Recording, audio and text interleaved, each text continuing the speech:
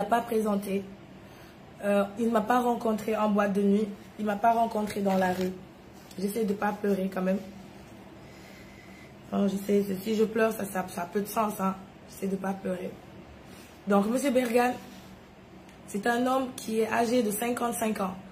On est d'accord. J'ai l'habitude de vous dire qu'il a eu son diplôme en 1994. Or, moi, je suis née en 1993. C'est-à-dire qu'il a 25 ans de plus que moi. Déjà là, on a l'âge, la différence d'âge. Si j'accepte de me marier avec quelqu'un qui a 25 ans de plus que moi, par rapport à tout ce que j'ai vécu, à mes divorces, à mon expérience personnelle, c'est parce que je l'aime. Parce qu'il n'y a que l'amour qui fait ça. Sinon, franchement, j'en ai absolument rien à foutre. D'accord? J'en ai rien à foutre.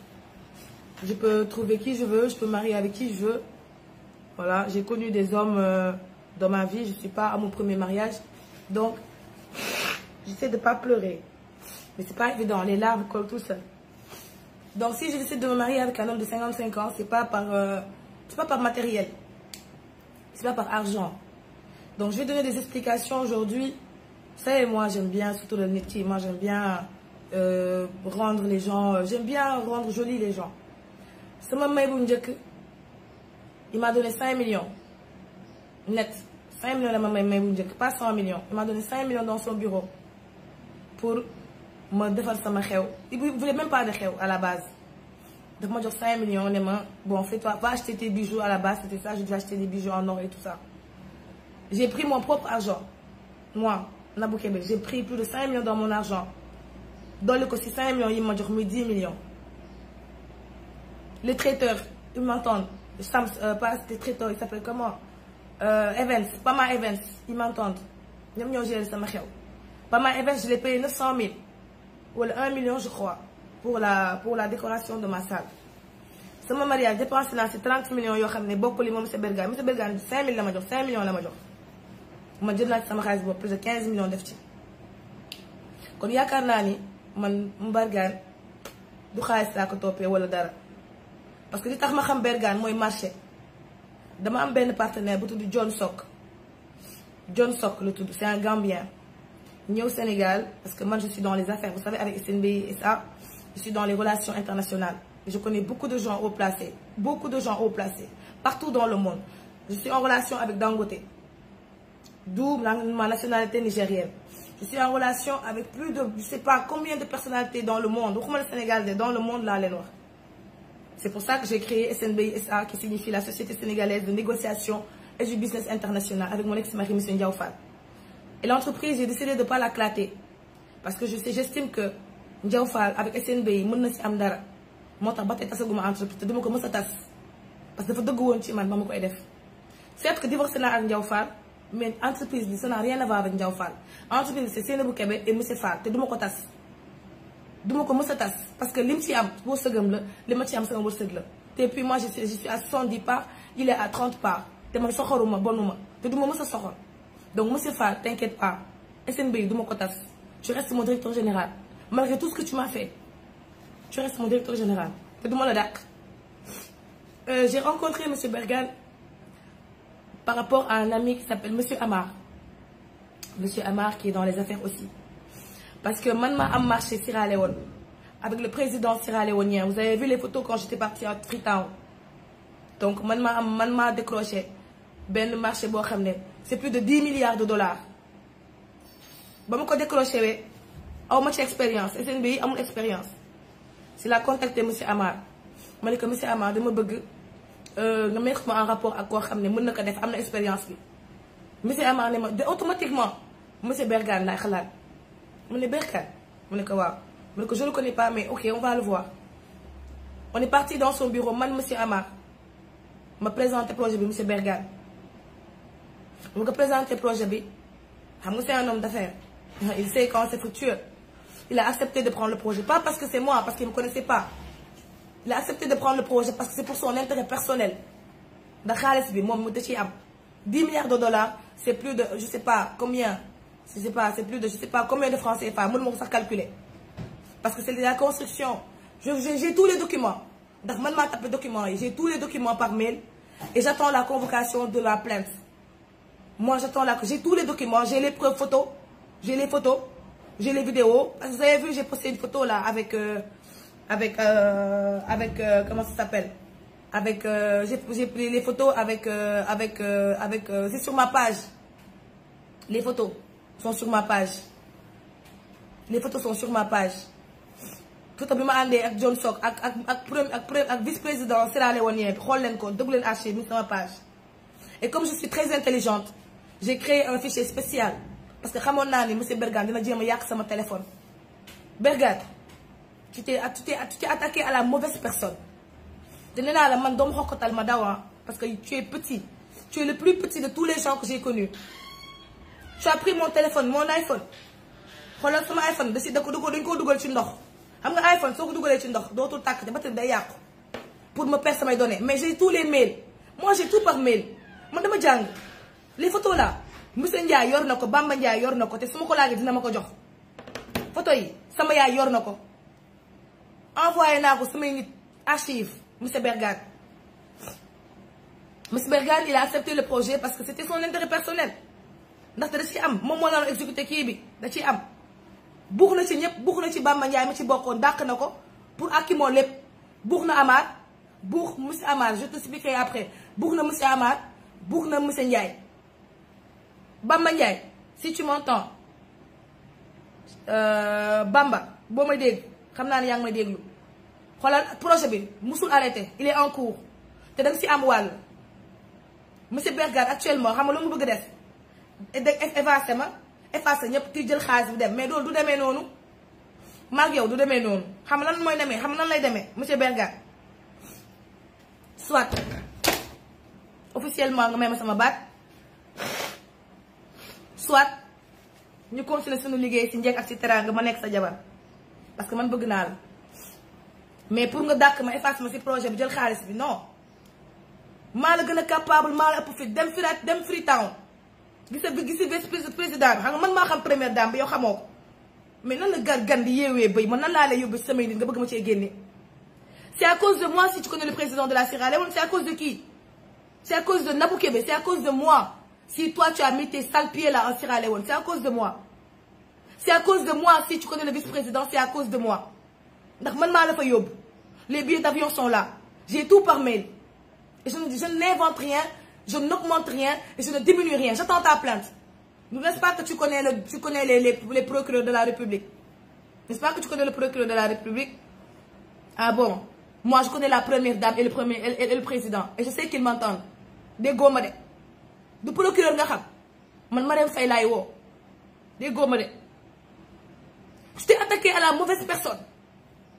ndaxte man foogoon naa ni takk bi yëpp sa gaaw takk bi yëpp xam nga lan la woon. da nga foogoon ne soo ma takkee di nga ma mën a manipuler. tu t'es rendu compte que je suis pas une femme qu'on manipule. nga bëgg ci génn am nga droit génn ci góor nga bu la neexee may ma sama baat officiellement nag pas ay téléphone da ngay toog ma toog sama nijaay Samb toog sama yaay toog nga may ma sama baat mais pas ay téléphone man duma ko ñu may baat téléphone ndax ba nga may takk ñëw téléphone takkoo ma téléphone dangaa ñëw sa tànk nga ñëw toog sama saalu yaay li danga may takk kon soo may baat da nga ñëw ba sama saalu yaay toog may ma sama baat officiellement ma romb la ni vent déggoo ma de ndax bu dul yow rek di sa borom mais man nga bëgg toroxal noo may toroxalee yow xanaa gisoo dal sama ex sa jëkkër bi nit da ngay am vision am na ñoo xam ne kenn mënu leen a toroxal da nga juum. On est parti en Sierra Leone j'ai négocié tout bien pour lui lu ma wax ma defal ko lu ma wax mu daal di wax daf ma nopp ma ne ko man nobantewu ma vraiment man aw ma ay copain musuma am copain boo ma bëggee takk ma takk ma boo ma bëggul takk yaa xam. mu ne ma non dinaa takk ma ne ko man daal xam nga lu ma yëgal ma génnu ma ay génnante yi ay série mu ne mu foo ne yooyu ma neew ma ci. Tu m'aimes, épouse-moi. Moi je t'aime parce que tu es mon genre d'homme. Tu es intelligent, tu es grand. Donc am nga qualité yoo xam ne man mën naa la nopp naa la sax parce que dangaa jantal 55 ans yi grand parce que dangaa jantal te yaa ma dàqal ki fi ne woon ndax yaa yow moom tabe nga au moins li ma lay assuré mooy li ma lay nangul mooy dangaa tabe.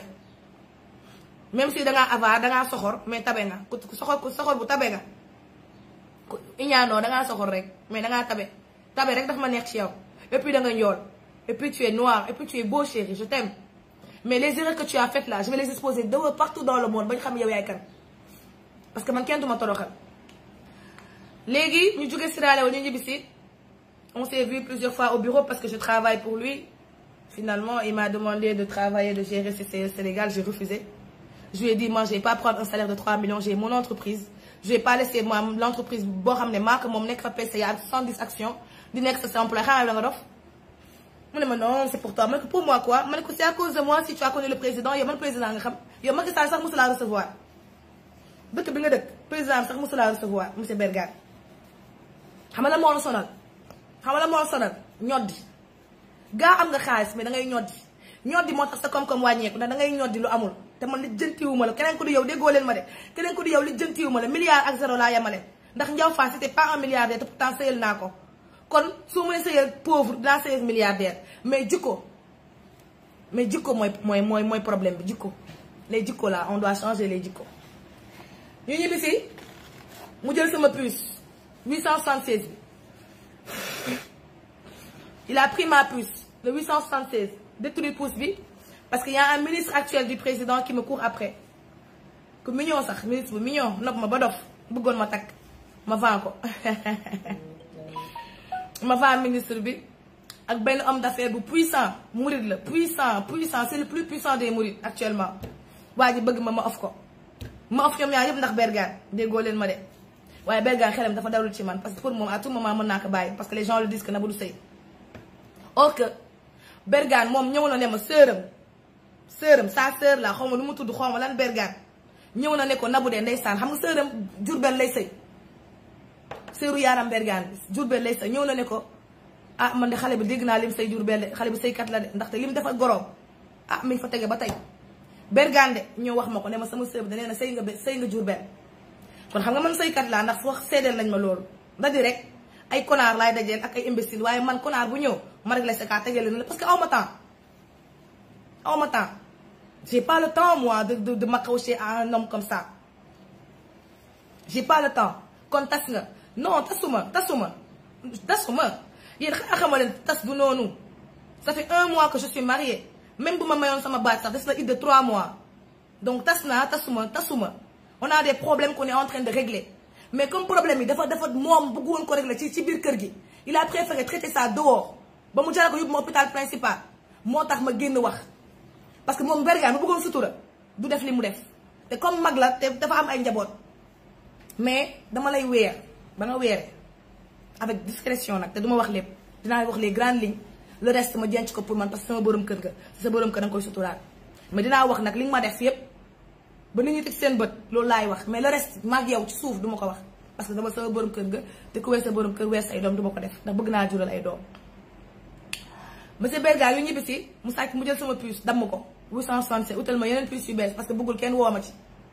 teg ci nag di ma sëriñtu chaque jour mu yóbbu ma xon di ma xon rek chaque jour mu indi ma ay garab naa ma sangul dama lay protéger damaa bëgg kii yow loo may protéger yow loo ma mënal yow nga fekk ma blende sama blende ba ca kaw blende ba blende nga naan ma ay dama lay protéger sangu yi nga ma doon jox ma sangu yépp c'était pour nga noot ma donc pour ma toog loo wax ma wax ko mais man damaa pare démb tey door a ñëw moi j'ai fait toutes les guerres 14 18 16 18 22 24 troisième guerre mondiale 22 24 xam nga leen guerre 22 24 mooy Ukraine Russie 22 24 14 18 22 24 Bergane.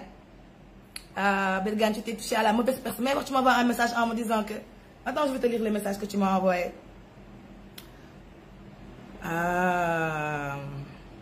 Monsieur Bergane. L'homme fort, l'homme puissant. Du ne nga da ngaa puissant noonu. Da nga am ay xon am ay sëriñu beneen ak yooyu. déggoo ma de man Nigéria laa am ay sëriñ déggoo ma de maa ngi yow raag ba naaw xam nga lan moo am.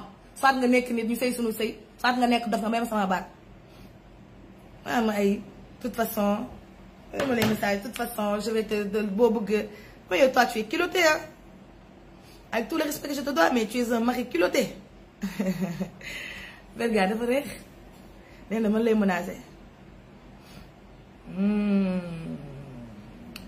les messages sont dans ce téléphone là damay live sama pare daan nga capturer defal leen ko comme li ma def Live SN vous avez vu Live SN il s'est excusé il m'a appelé Live SN il m'a appelé ce matin à minuit la ma woo 1h du matin la ma woo ne ma baal ko nee naa ko baal naa la man boo jéggaloo ma baal la mais dof lu bu fi nekkee te xoolal beneen grande ligne bu may souligner képp ku nekk sama live di ma jéem a saaga wala di wax bu incorrect déggoo ma de du am ngeen adresse IP.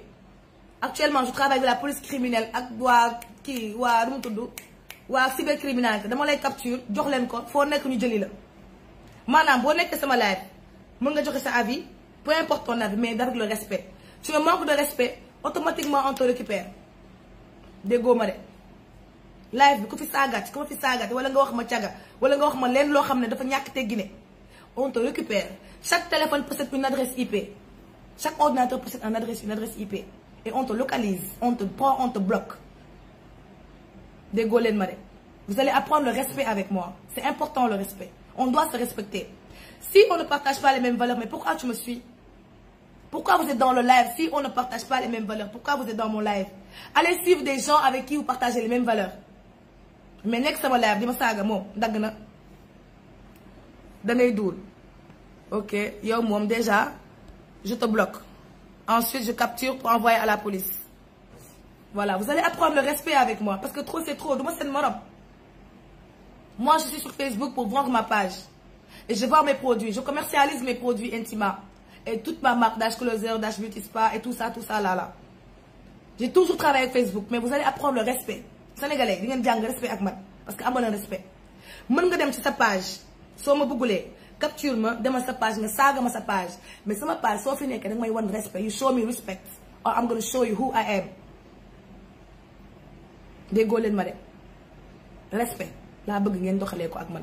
Moi je vous respecte, vous me respectez. Vous me respectez pas, sortez de ma page. Ça c'est point. Final, je ne parle plus de ça. Averti. Un homme averti en vaut deux. J'en ajoute un, ça fait trois. Monsieur Bergane m'envoie un message pour me dire que j'ai dit à ta mère, à ton oncle, à tout le monde que may naa la sa baat ñaan nga ma sa baat trop c'est trop may naa la sa baat. Man maa ko ñaan baat maa ko ne may ma sama baat parce que da nga soxor góor bu soxor nga da nga ma iñaane intimement. Problème bi yëpp Intima moo ko waral dinaa leen expliquer. Quand j'ai créé Intima personne n'y croyait mais moi j'ai l'âme j'ai le fil moi parce que xam nga ku yàgg liggéey li ñu naan xëcc bu daggul dikk ku yàgg liggéey la donc damay am intuition ma am intuition ni que man à la base j'aime faire la cuisine et moi je connais les bons produits parce que je suis congolaise donc je vais faire des produits pour l'entretien vaginal de la femme parce que je pense que moi en tant que femme j'ai eu plein de problèmes mais je ne trouve pas dans les grandes surfaces des produits yoo xam ne ils sont bio. Il n'y en a pas des produits bio vaginal. Tout ce qu'on trouve à la pharmacie c'est du parabène, c'est des produits chimiques avec du parfum et le vagin n'aime pas le parfum. Le vagin c'est te nettoie, toi je te bloque. Les têtes de mort là je te bloque, suspendre, bannir du stream, je te bloque et tu dégages. Voilà, donc tous les produits qu'on trouve sur les grandes surfaces, pardonnez-moi, c'est des produits qui sont chimiques. Et moi je me suis dit j'ai essayé de faire une marque bio. Je vous ai montré mes produits, tout est bio avec Intima, il y a rien de chimique. De la composition, c'est des feuilles, des herbes et mes astuces personnelles qui font que tout le monde l'aime. J'ai créé Intima, c'est vrai que mon mot me dure 300 000 francs, je l'avoue, parce que j'avais pas d'argent. Il m'a remis 300 000, avec les 300 000 je suis partie, j'ai acheté mon premier stock Intima. Le même jour, j'ai fini le stock, moi le même jour. Il n'y croyait pas au début, hein. Il me disait, ah, ton truc là, vraiment. Mais quand il a vu, c'est un homme d'affaires. Quand j'ai calculé avec lui là, moi j'aime bien calculer. Parce que pour parler, il faut que la personne ait une vision. Je lui ai dit, un produit de base de chez Intima coûte environ, disons, 15 000. Babacar, je te rappelle, un produit de base coûte 15 000. Donc tu fais 15 000, multiplié par, disons, 30 commandes par jour. Ça fait 450 000 pour 30 commandes par jour, quoi. Or, moi, j'ai plus que ça, mais on prend le minimum. 450 000, tu multiplies par 12. Ça fait 5 millions, non. Je fais 15 000 multiplié par 30 commandes par jour. Ça fait 450 000 multiplié par le mois, 30. Ça fait 13 500 multiplié par l'année. Ça fait 62 millions. Ça veut dire que si je vends tous mes produits à 15 000 là, à la fin de l'année, j'ai 62 millions. Or, mes produits, vous avez vu, c'est des gammes, c'est par gamme. Il y a des gammes testeurs de 10 000, il y a des gammes de 150 000, il y a des gammes de 60 000, il y a des gammes de 65 000, il y a des gammes de 45 000. Les prix varient.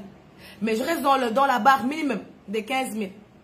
Si je vends tous mes produits là, tout je vends à 15 000. Hein? Aujourd'hui, si je vends tout à 15 000, tout va finir aujourd'hui. Et je vais avoir 62 millions à la fin de l'année. Parce que par jour, je ne sais pas. Moi, j'ai calculé pour 30 commandes par jour. Et je sais que je peux avoir plus de 30 commandes parce que vous êtes 3000 personnes à me suivre. Donc, dans les 3000 personnes là, dans les 3700 personnes, si j'ai 100 clients, on est 3752 sur ma page. Si j'ai 100 clients, je fais 100 clients fois 15 000. Ça fait 15 millions multiplié par 30. Ça fait 45 millions par mois. Si je vends 15 000 par jour là, ça fait 45 millions par mois. Mon mari a compris très vite que je suis en train de décoller. Je suis en train de redécoller parce que j'avais tout perdu. Toutes mes boutiques étaient fermées. Comme les gens aiment bien se moquer de moi dans la faillite. Oui, j'ai fait une faillite. Mais avez-vous déjà vu un milliardaire qui n'a jamais fait de faillite? Non. On tombe pour mieux se relever. Et de moi, c'est parce que je me suis relevée de la bonne manière, avec beaucoup d'expérience. Mais se moquer de quelqu'un parce que la personne a tout perdu, pour moi, c'est la méchanceté gratuite. Pour moi, c'est de la méchanceté gratuite. Et les gens qui ne comprennent pas la vie, là, c'est eux qui parlent comme ça. Vous n'avez pas vu, vous ne connaissez pas l'histoire de Marc? L'histoire de Viber? Vous ne connaissez pas l'histoire de Viber? L'histoire de Facebook? Vous ne connaissez pas l'histoire de Facebook? L'histoire de WhatsApp? Vous ne connaissez pas? Tous ces gens-là, aujourd'hui, l'histoire de Apple. Vous ne connaissez pas le gars? Combien de fois il a fait des échecs avant de trouver finalement le bon module? On ne tombe pas. On ne tombe pas. Je ne suis pas tombée. Dieu a décidé de me remettre sur un autre chemin qui est mieux. Parce qu'avec ma boutique, je ne faisais pas ça à moi. D'âge que les autres, je ne faisais pas 45 millions par mois. Peut-être 3 millions. Mais là, je fais 5 000, 10 fois plus que ce que je faisais avant. Elle est où la faillite? Ano daanu bi? Ano daanu bi? Ano daanu bi? Yàlla mooy maye. Te dina man xam naa ne yàlla dafa ma nar a may. Moo tax may dundul yëpp te dama koy assumer. Parce que li ma defal dafa bëri. Te damay leen limal un par un. Monsieur Bergane, il a commencé à être jaloux de Intima. Jaloux de mon business. Affaire bi commence à déranger. J'ai plein de clientes. J'ai une cliente qui s'appelle... j'ai mon carnet de patients. Attendez, je suis tellement bien organisée. Pour les gens qui disent que je suis folle. Vraiment, pour une folle là, c'est bien. Je suis organisée. Ça, c'est mon carnet de patients. Tous mes clients sont enregistrés ici. Regardez. Madame Ndiaye. Regardez, Madame Ndiaye. Elle a pris tous ces produits-là. Elle a payé 120 000 francs, Madame Ndiaye. Astafurlah, 150 000.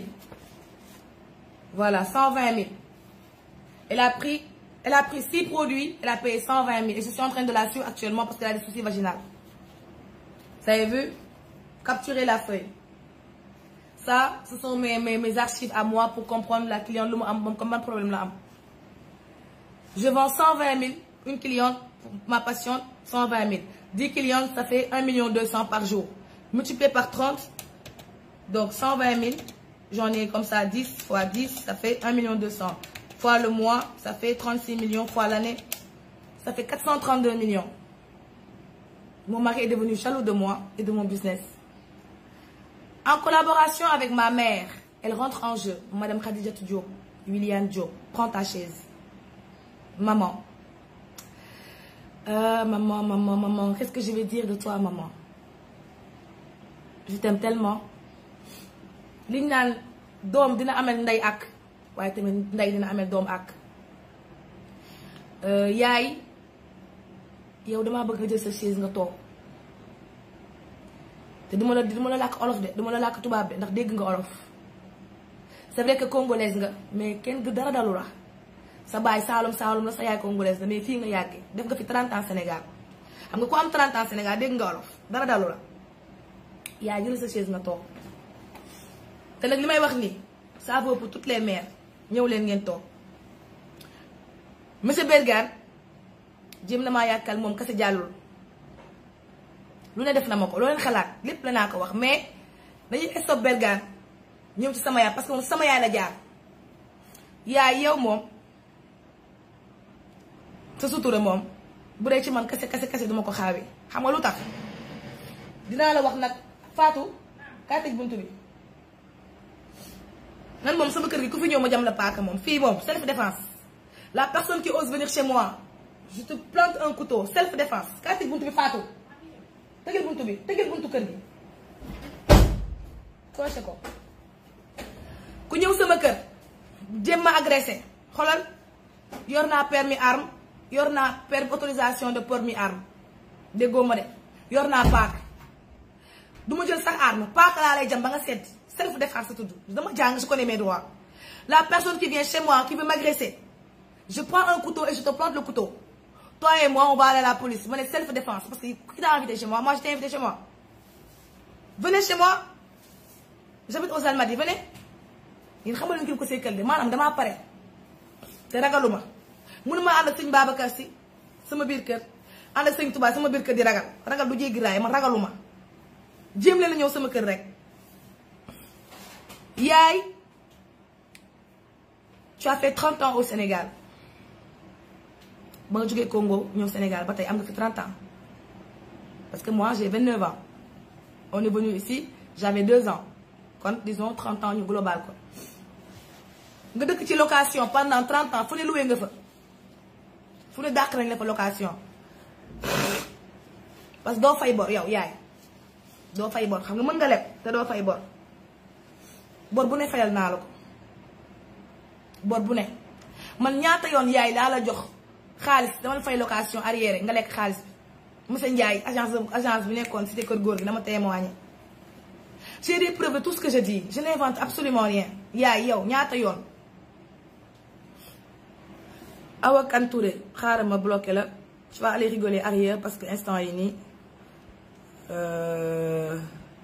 kii dof na je te bloque voilà Fatou continue sa liggéey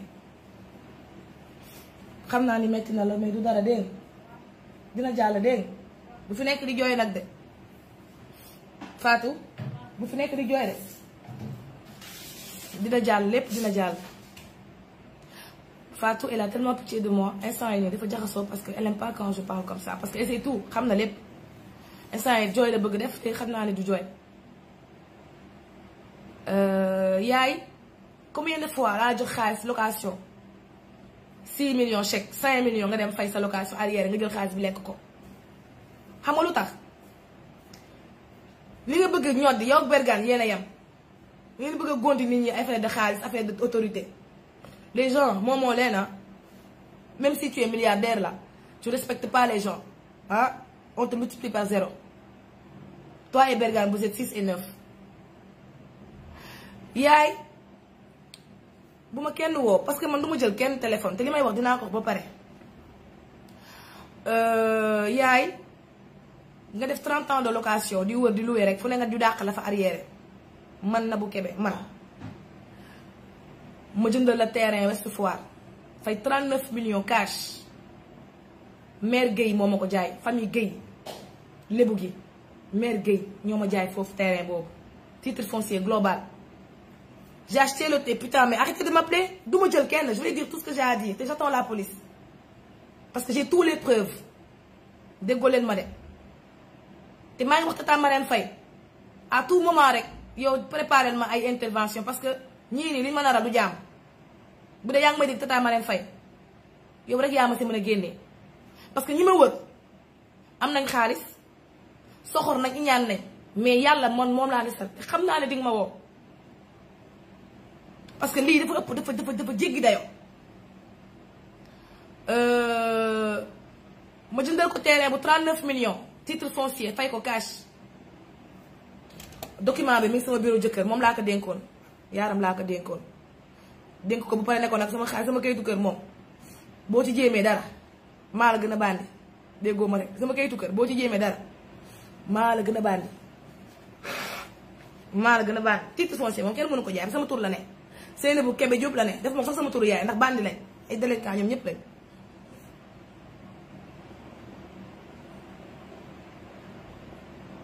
regardez le message que j'ai envoyé à mon mari xaar leen gis ngeen vous avez vu ça gis ngeen sama loxo bi nu mu def attendez mu ngi nii sax jarul wane téléphone loxo bàyyi nga nii gis ngeen sama loxo bi nu mu def vous avez vu niñ ma def vous avez vu mes mains on va parler tout lépp laay wax. sama yaay je lui ai acheté un terrain de 39 millions ci koo xam ne da doon loué 30 ans xam nga lu mu def jour ba ma ko wanee terrain bi dëkk ma Ouest Foire man Almadies laay dëkk c'est un quartier misérable ici man quartier bii lan li may quartier Ouest Foire mu dëkk fii di dafa salte ma ne ko yow yaay na ngeen nekkee location 30 ans mu jënd la titre foncier 39 millions fay ay lépp 42 millions la ak honoraires yi yëpp ñëw koo xam ne amoo kër mosoo am kër au lieu nga ñaanal ma kontaan ci man nga naan ma fi nga dëkk baaxul terrain bi neexu la parce que Almadies nga bëggoon terrain man am naa njëgu Almadies terrain man ci koo xam ne day jéem ah loolu weesu ma jël sama courage à 2 mains tabax kër gi ba mu yegg malgré li ma xas de ni ma ko jëlee terrain su foire neexu ko nee na Almadies la bëggoon yow yaay Almadies la bëggoon nee na moom si patron yi la bëggoon dëkk sama yaay dafa am folie de grandeur yaay yow moom yaa dof xaaral ma ñëw dof yi dinaa leen génnee un par un wéroo leen sax ma jëlal ko terrain mu xas ma ci waaye ma am jom xam nga rek man damay tarbiwu sama àddina laay defar xooluma sama yaay de dama bëgg sama àddina laay defar sama àllaaxira samay doom laay liggéeyal ndax sama yaay bu doon man doom bu bon laa ba ma saagee kër wàcc sama oto ak courtier Malick bi ma àndaloon ah laa naroon gédd ni duma ko tabax mais dama xam ne sa sutura mooy sama sutura te wéroo 500 000 par mois location weer bi année bi ñaata la xam nga jàngoo yaay jàngoo moo tax comprendre les dépenses xam nga jàngoo mosoo jàng CEP sax amoo ko yow maa ngi ñëw ci yow 500 000 lay doon fay par mois xam nga année bi ñaata la 500 000 par mois nga def 500 000 fois 30 non 500 000 fois 12 voilà ne 6 millions par mois yaay ngay naroon fay 6 millions ngay fay par mois ci location par année chaque mois 500 000 pour rien que cité kër góor gi maanaam titre moo la sonal ay affaire de titre moo la sonal pour rien que cité kër góor gi laa dëkk man ma teggi la 6 millions par année jëndal la kër nga xas ma ne parce que terrain bi neexu la fu ma ko jëndee neexu la ma am jom courage tabaxal la ko pourtant su ba nga dugg ci kër gi da nga doon daw dañ laa dàq dañ laa génne huissier ñoo la fa jëlee le jour où tu rentrais à Ouest Foire là tu as couru pour quelqu'un qui n'aime pas Ouest Foire tu as couru pour rentrer à Ouest Foire c'est pourquoi parce que c'est à cause des huissiers les huissiers là ils t'ont foutu dehors avec tes bagages man maa la fayal camion bi nga indi say bagages Ouest Foire xanaa tey la kër gi neex kër goo xam ne R+3 la am 3 chambres ci rez-de-chaussée 3 chambres premier 3 chambres deuxième 3 chambres troisième 12 chambres yow kese ci kër gi ak say ñaari jànk fépp am clim lépp ma décoré la ko jënd la ci oto jënd la oto bu 12 millions gaare ko sa buntu kër ubbi la restaurant rond-point Pentola le Matonge sama yaay moo ko moom ubbi la restaurant le restaurant m'a coûté peut-être 45 millions pour t'ouvrir un restaurant ndax nga liggéey parce que dama gëm jigéen buy liggéey gëw ma ngay toog ci kër gi di wax di sonal jànk yi di xëy di indi say humeur léegi kër gi ça m'a coûté 375 millions te kon waxuma la terrain bi de le terrain m'a coûté 39 millions du ma décroché kenn déggoo ma de xanaa le terrain m'a coûté 39 millions on fait 39 millions plus 375 millions plus les 12 millions de la voiture plus les 45 millions de ton restaurant. Ça fait 471 millions que j'ai dépensé sur toi, maman. C'est normal ma fay ndax lu ma liggéey ngeen jël ko lekk toog tey yaay boobu tey moo dem collaborer ak sama jëkkër ñoom ñaar ñu yónni ay nit sama kër forcément yóbbu ma hôpital Fann c'est ça l'histoire de l'hôpital Fann foofu la hôpital Fann jógewee xam nga lu tax sama jëkkër day yeewu chaque jour 5 heures du matin pour julli moom moo ma ko tàmmal moom moo ma tàmmal di teel a yeewu moom moo ma tàmmal teel a yeewu julli fajar bergaan moom ko tàmmal léegi ak intima comme man maay togg intima yi man maa koy togg sama yaay mosu ko togg xamul sax nu ñu koy toggee man mii maay intima man maay vrai intima bi man la produit yi maa koy xalaat maay def saveur bi maa koy togg sama yaay xamul lu xew ndax dof la moom xaalis moo ko sonal lii moo ko sonal intérêt rek ko sonal déggoo ma ne di nga jur doom mu gën la maa ngi nii toog di nga jur doom mu gën la maa ngi nii toog waaye yaay la te on ne choisit pas ses parents kon képp ku am yaay bu la sonal rek ci live bi jàppal ni xoolal sama Nabou Dash te bul xàddi ci ñoom parce que yaay nen la